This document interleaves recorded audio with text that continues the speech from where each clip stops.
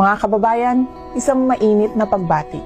Ang puso ng Office of the Vice President ay ang bayan. Sa pagtatapos ng isa namang taon, ikinalulugod ko pong ipaalam sa inyo ang ating mga naabot at naisakatuparan.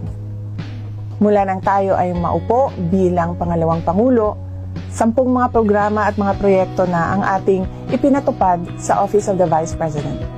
Ngayon ay malapit na sa ating mga kababayan ang Office of the Vice President.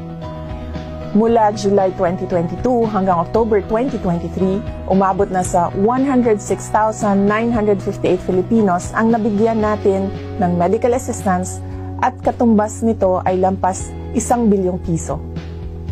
Ang Burial Assistance Program naman ay nakatulong sa 22,470 na mga pamilya at katumbas nito ay 113.3 million pesos. Ito naman ang ating report sa Libreng Sakay Program. Sa Metro Manila, mahigit 523,000 commuters ang nabigyan natin ng serbisyo sa pamamagitan ng 4 na bus.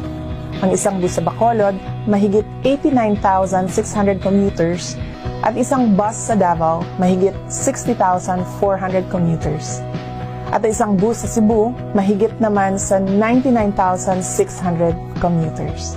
Nakapagsagawa tayo ng 162 relief operations at tumulong sa 115,045 na mga pamilya.